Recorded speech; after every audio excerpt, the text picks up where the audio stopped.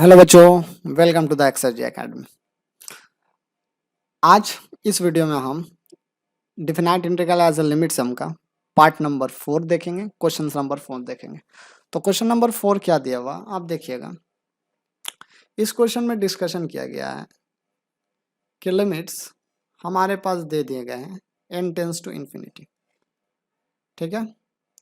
उसके बाद बोला गया है 1/n², ओके, 1/n² ब्रैकेट ये sec square 1/n², okay, plus 2/n², okay, into, ध्यान से देखिएगा, सेक स्क्वायर 4/n²। और इस तरह करके प्रॉब्लम आगे जा रहे हैं और हमारे पास आ रहे हैं 1/n, okay, sec square 1 bracket closed, okay. ये हम लोगों का प्रॉब्लम दिया गया है, ये हम लोगों के प्रॉब्लम। बच्चा लोग, इस क्वेश्चन में आप लोग थोड़ा सा सुधार कीजिएगा। यहाँ पर क्वेश्चंस में क्या है, सेक स्क्वायर 1/n² है, थोड़ा सा मिसप्रिंट है, क्वेश्चंस में मिसप्रिंट है, ठीक है। तो आपको यहाँ पर क्या करना है, सेक स्क्वायर 1/n² होगा। सेक स्क्वायर तो है लेकिन इसके साथ यहाँ पे 1/n², ठीक है।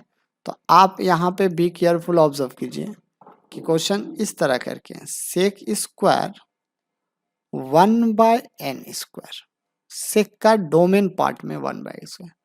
उसी तरह यहाँ पर भी हमारे पास सेक स्क्वायर के डोमेन में है हमारे पास 4/n², ठीक है। ये पार्ट डोमेन में, ये पार्ट यहाँ पर ही प्रॉब्लम में एक साथ दिया गया है, पर ये पार्ट डोमेन्स में, ठीक है। ये डोमेन्स में थोड़ा सा प्रॉब्लम में सुधार करना होगा। चलिए आगे देखते हैं प्रॉब्लम को कैसे सॉल्व करेंगे, ओके। तो इस प्रॉब्लम को सॉल्व करने के लिए आपको कुछ नहीं, थोड़ा सा दिमाग, क्यों? क्योंकि हम बार बार बोल रहे हैं फॉर्मेट को सेट करना जरूरी है। हम लोग के पास फॉर्मेट समेशन सीरीज का क्या था, अगर हम देखें तो हमारे पास फॉर्मेट था limit n tends to infinity, okay, 1/n summation of f(r/n), ये था। फॉर्मेट में आपको सेट करना पड़ेगा n का वैल्यू 1 से लेकर इन्फिनिटी, तभी हम ये बात बोल सकते हैं 0 to 1 चला जाएगा और फंक्शन f(x) का dx इंटीग्रल हो। अब आप देखो यहाँ पर 1/n नहीं है तो हम 1/n को कॉमन लाते हैं। अब 1/n कॉमन कहाँ से आएगा आप देखिएगा। अब यहाँ से हम 1/n ले लेते हैं कॉमन, तो क्या हम इस प्रॉब्लम को इस तरह करके लिख सकते हैं, limit n tends to infinity, हम 1/n कॉमन ले रहे हैं, तो हमारे पास क्या बचेगा, यहाँ पर बच जाएगा 1/n, यहाँ पर कितना बचेगा, सेक स्क्वायर, तो सेक स्क्वायर ही में रह जाएगा, sec square 1/n² plus 2/n, okay, into sec square 4/n², okay, plus dot dot dot dot. अब देखो यहाँ पर n है, एक ही n, सिंगल n। क्या इस पूरे पार्ट को इस तरह लिखा जा सकता है, इस पूरे पार्ट को इस तरह करके लिखा जा सकता है n/n²।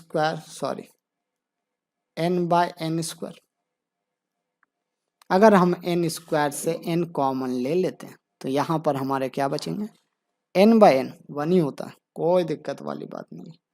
और सेक स्क्वायर यहाँ पर हमारे पास कितना है, 1 है। आप इसमें भी कोई दुविधा ना लें, ओके। अगर इतने दूर दुविधा की बातें नहीं है हमारी, तो आगे चलते हैं प्रॉब्लम को लेकर के। चलिए, तो आगे हम इसी प्रॉब्लम को इस तरह लिख रहे हैं, limit n tends to infinity 1/n, ये 1/n लाने के लिए, और कुछ नहीं, ये 1/n है, ठीक है। आप देखिएगा, क्या हम इसे सेक स्क्वायर 1/n बोल सकते हैं? 1/n का होल स्क्वायर, बिल्कुल बोल सकते हैं। प्लस यहाँ पर देखिए 2/n, क्या हम यहाँ पर बोल सकते हैं सेक स्क्वायर 2/n का होल स्क्वायर, फॉर्मेट में मैच करने के लिए। प्लस डॉट डॉट डॉट, ये n/n ही है, तो n/n दे दें हम। और क्या हम इसे बोल सकते हैं सेक स्क्वायर n/n का होल स्क्वायर, बिल्कुल, क्योंकि n/n कितना हो जाता है? 1 हो जाता है। अब आप इस प्रॉब्लम में देखें, यहाँ पे r का वैल्यू कितना है? 1 है। यहाँ पे r का वैल्यू कितना है? 2 है। और यहाँ पे r का वैल्यू कितना है? अगर आप देखें तो n है।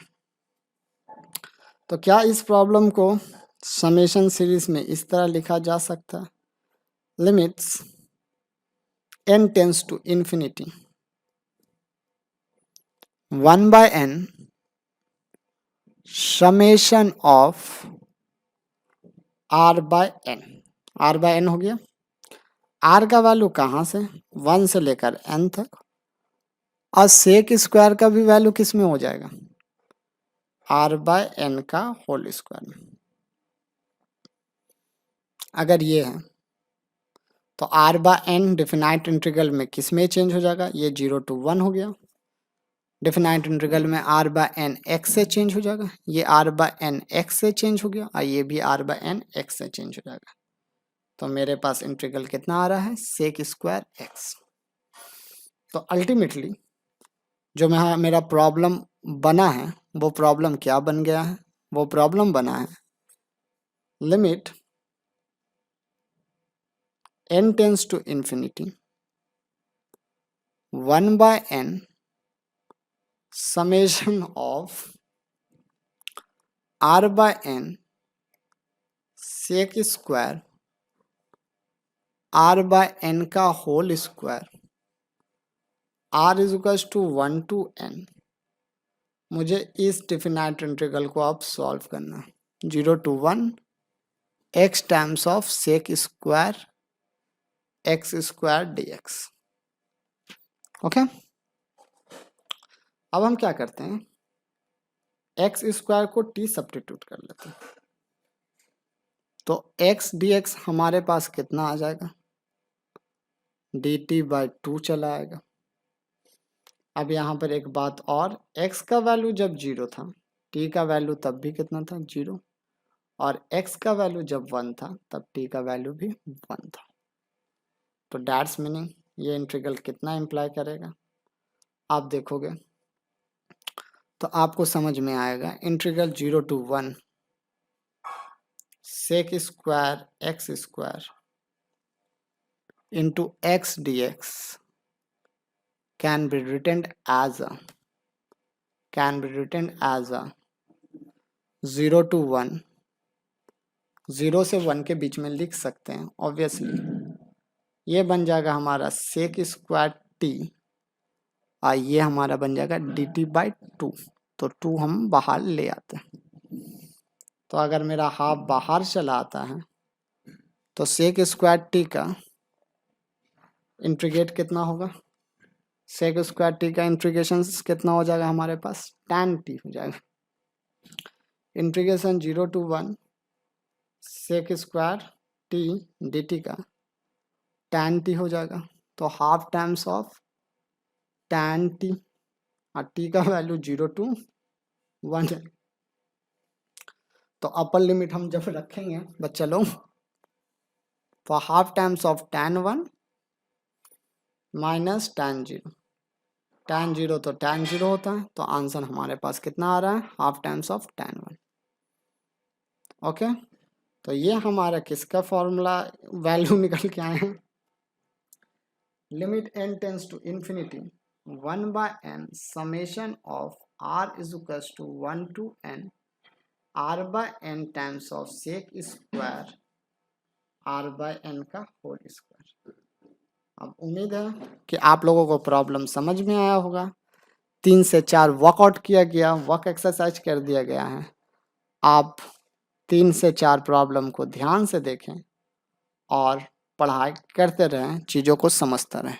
तब तक के लिए हैव अ गुड डे।